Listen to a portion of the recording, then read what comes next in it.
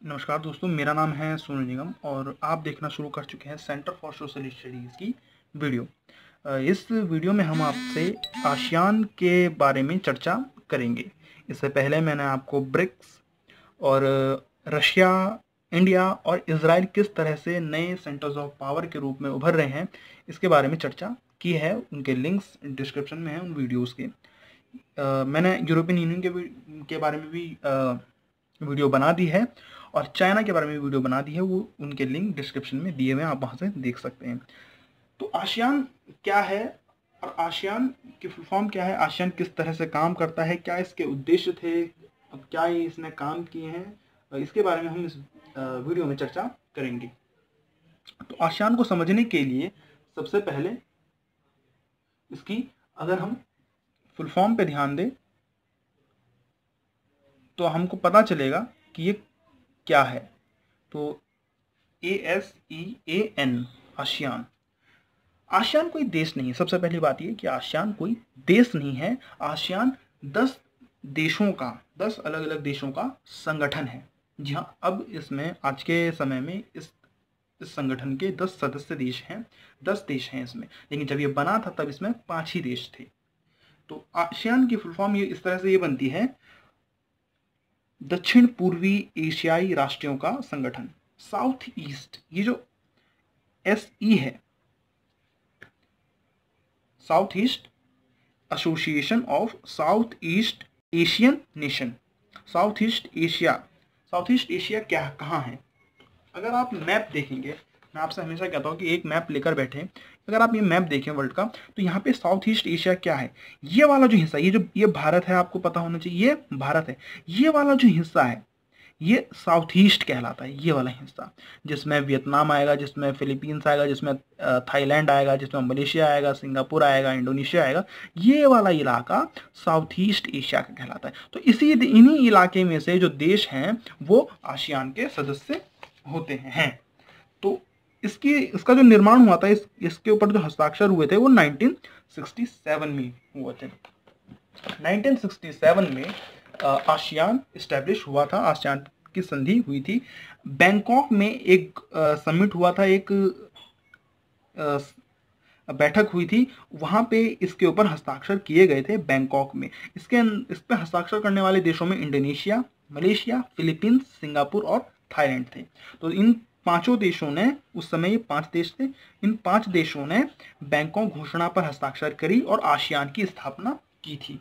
इन 5 देशों ने, यही 5 देश कहलाते हैं संस्थापक सदस्य आसियान के। 1967 में स्थापना हुई थी आसियान की। तो आपसे पूछा जा सकता है कि आसियान की स्थापना कब हुई, कौन सी घोषणा पर हस्ताक्षर करके इसकी स्थापना की गई थी, तो आप बोलेंगे बैंकॉक। कौन कौन से इसके जो है फाउंडिंग कंट्रीज थे जिन्होंने इसको बनाया था, तो इंडोनेशिया, मलेशिया, फिलीपींस, सिंगापुर और थाईलैंड।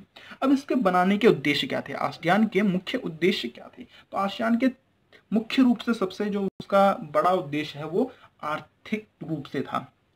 आर्थिक रूप से विकास करना उसका उद्देश्य था कि हम सारे देश मिलकर, हम 5 देश मिलकर आर्थिक रूप से तेज विकास करेंगे, आर्थिक रूप से विकास करेंगे। दूसरा, जो आर्थिक विकास होगा, उससे जो हम लाभ कमाएंगे, उससे जो हमारे पास धन आएगा, उस धन का इस्तेमाल, उस आर्थिक विकास का इस्तेमाल हम सामाजिक और सांस्कृतिक विकास को हासिल करने में करेंगे। अब देखिए, आपके पास पैसा आएगा तभी तो आप जो है स्कूल बनाएंगे, तभी तो आप जो है हॉस्पिटल बनाएंगे, तो इससे आपके सामाजिक विकास होगा।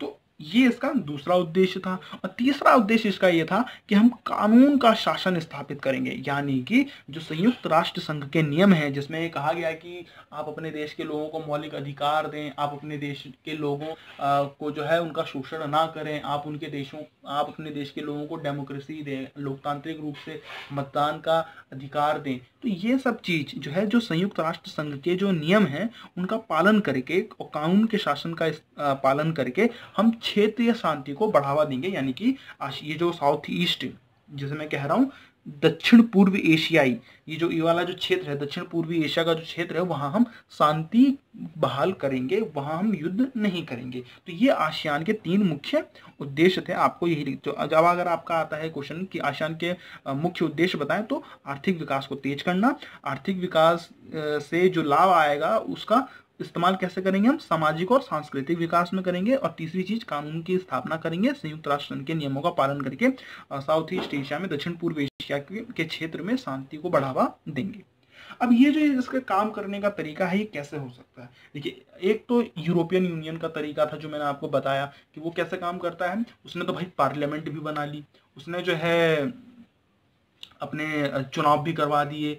तो ये उस तरह से काम नहीं करता, ये अनौपचारिक तरीके से काम करता है, यानी कि ज्यादा ये साइन करने पे, एग्रीमेंट करने पे ध्यान नहीं देता है, अनौपचारिक रूप से काम करता है। आसियान शैली क्या होती है? क्वेश्चन आता है 1 नंबर में कि आसियान शैली क्या है। तो आसियान के जो देश हैं वो कैसे काम करते हैं? औपचारिक रूप से काम करते हैं, ज्यादातर अनौपचारिक रूप से।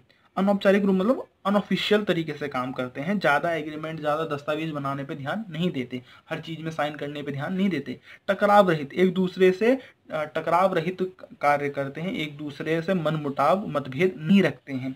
और सहयोगात्मक मेल मिलाप, यानी कि मिलजुल कर एक दूसरे के साथ काम करना। ये जो 5-6 सदस्य देश हैं, आज के देश में 10 इसके सदस्य देश हैं, तो ये 10 के 10 देश जो हैं एक दूसरे का सहयोग करके जो है अपना विकास करते हैं। और ये दुनिया में एक नया उदाहरण सामने आया था, इस वजह से आसियान काफी चर्चित हुआ, आसियान काफी फेमस हो गया।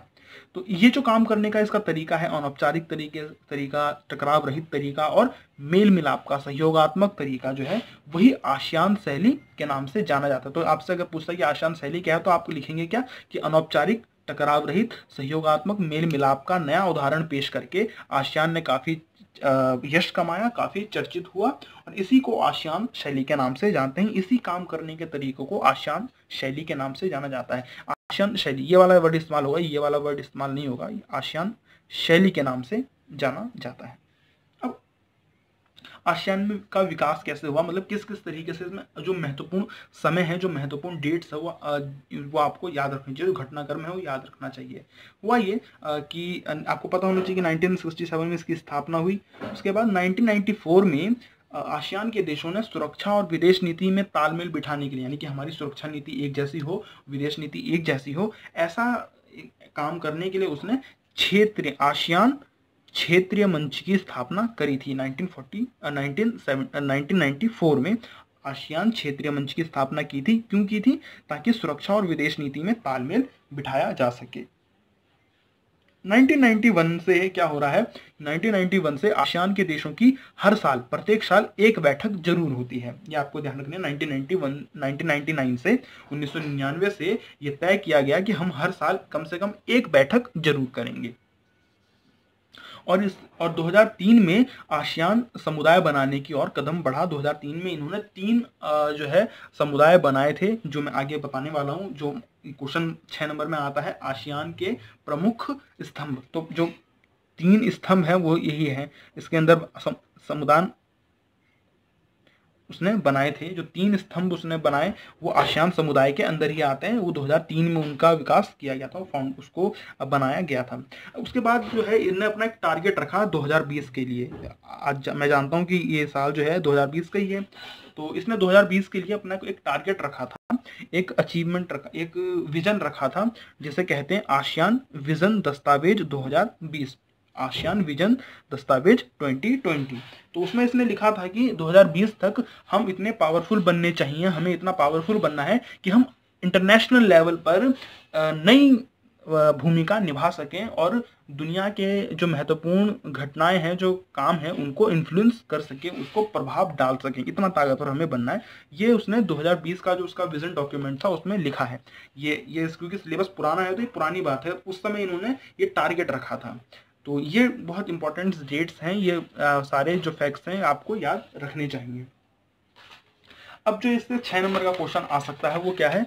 वो ये है, आसियान के प्रमुख स्तंभ। तो आसियान के कौन से प्रमुख स्तंभ है, यानी कि आसियान किस तरह से काम करता है। अब आसियान तीन उसका मुख्य कार्य है, 3 मुख्य चीजों को लेकर जो है वो काम कर रहा है अपने सदस्य देशों के बीच में।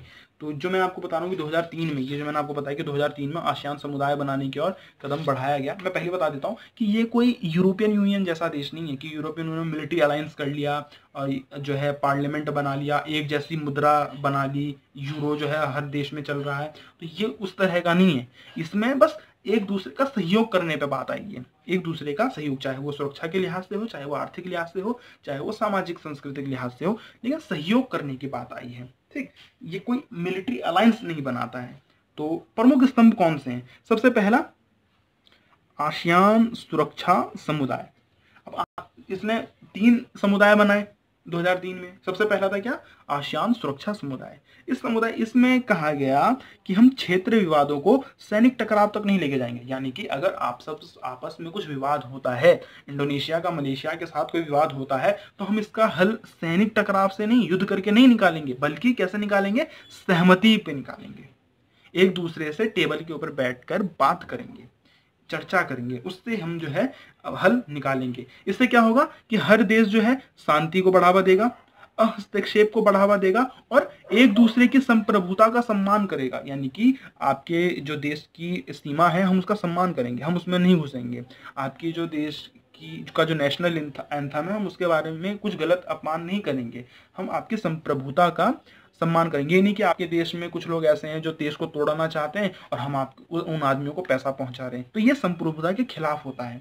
तो संप्रभुता अखंडता का हम सम्मान करेंगे। दूसरा काम क्या किया था? दूसरा समुदाय बनाया था आसियान आर्थिक समुदाय। आसियान आर्थिक समुदाय, जाहिर सी बात है कि इसका सबसे बड़ा जो मोटिव था आसियान बनाने का, वो आर्थिक रूप से था, अर्थव्यवस्था के रूप से था। आसियान आर्थिक समुदाय का क्या उद्देश्य था? इसका उद्देश्य यह था कि आसियान देशों का एक साझा बाजार बनाया जाए। यानी कि जैसे मैं बोल रहा हूँ, एक दूसरे की अर्थव्यवस्था को जोड़ देंगे। इससे क्या होगा?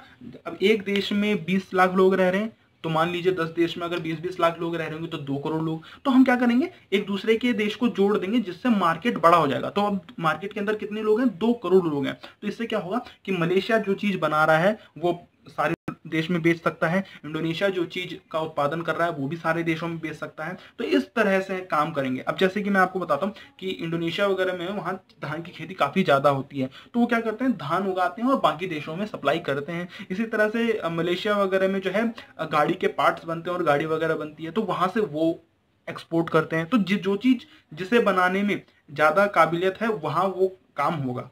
तो आसियान के देशों को एक साझा बाजार बनाने की कोशिश की गई। उत्पादन आधार तैयार करने, जैसे मैं बोल रहा हूँ कि जहाँ पे चावल ज्यादा उगता है वहाँ चावल के ऊपर ज्यादा ध्यान दिया गया, जहाँ मोटर गाड़ी बन सकती है वहाँ मोटर गाड़ी बनाने पे ज्यादा ध्यान दिया गया। इस क्षेत्र में सामाजिक और आर्थिक विकास में मदद करना था। यानी कि हम एक दूसरे के देश में सामाजिक और आर्थिक विकास करने में मदद करें, और यह संगठन आर्थिक विवादों का भी निपटारा करता है। यानी कि ऐसा नहीं होगा कि किसी देश ने ज्यादा टैरिफ लगा दिया, ज्यादा टैक्स लगा दिया दूसरे देश के ऊपर, तो ये जो विवाद हैं इनके ऊपर भी हम ये जो है समुदाय, ये आसियान आर्थिक समुदाय इन विवादों का निपटारा करता है। ये काम है इनका। तीसरा जो इन्होंने समुदाय बनाया था, तीसरा जो इन्होंने एक संगठन बनाया एक तरह से, वो क्या था? आसियान सामाजिक एवं सांस्कृतिक समुदाय। बहुत आसान है, ये वाला बहुत आसान है। इसका उद्देश्य क्या था कि देशों के बीच टकराव की जगह बातचीत का रास्ता अपनाया जाएगा और एक दूसरे के सहयोग को बढ़ावा दिया जाएगा, ताकि हर देश के जो लोग हैं वो एक दूसरे से मिल सकें, है ना। अब आपको मैं बता दूं, आसियान के जो देश हैं वहाँ पे एक दूसरे देश में जाने के लिए पासपोर्ट की जरूरत नहीं होती है। पासपोर्ट की जरूरत होती है लेकिन वीजा की जरूरत नहीं होती है। तो इससे क्या होता है? एक दूसरे का समाज जो है आपस में घुलता है, मिलता है। ठीक है, हमारे जैसा नहीं कि इंडिया पाकिस्तान के जो तनाव है इतने बढ़ चुके हैं कि एक दूसरे के जो लोग हैं वो एक दूसरे के खिलाफ बहुत ज्यादा बोलते हैं। यहाँ तक कि हम लोगों ने वहाँ के एक्टर्स को अपने यहाँ आने से भी रोक रखा है, नहीं आने देते हैं। तो इस तरह का समाज नहीं बनाना चाहिए। यहाँ पे सहयोग इस तरह का है कि एक दूसरे के समाज को बढ़ावा दिया जाएगा, सदस्य देशों की संस्कृति को बढ़ावा दिया जाएगा। तो ये 3 प्रमुख स्तंभ हैं जो आसियान समुदाय जो 2003 में बनाया था उसके अंदर आते हैं। तो ये पूरा का पूरा आसियान के ऊपर टॉपिक है। 6 नंबर में ये क्वेश्चन आता है, आप इसे लिख लेंगे। इस वीडियो में इतना ही। वीडियो पसंद आए तो लाइक करें, वीडियो को 12वीं क्लास के छात्रों तक शेयर भी करें। और मैं आपसे एक बात और बताना चाहूँगा कि हमारी जो व्यूअरशिप है वीडियोस की चैनल की, वो लगभग 90% ऐसे लोग हमारी वीडियो देखते हैं जिन्होंने हमारा चैनल सब्सक्राइब नहीं किया है। तो जैसे कि आप इस इमेज में देख सकते हैं। तो मैं आपसे रिक्वेस्ट करना चाहूँगा कि यदि आपको वीडियो काम की लगती है और आपके काम आती है वीडियो, और आप वीडियो देखते हैं रेगुलरली, तो आप चैनल को सब्सक्राइब करें, इससे हमें मोटिवेशन मिलेगा, इससे हमें एक उद्देश्य मिलता है, इससे हमें आगे बढ़ने के लिए और वीडियो बनाने के लिए एक मोटिव मिलता है, एक मोटिवेशन मिलता है। तो वीडियो चैनल को सब्सक्राइब करें। धन्यवाद।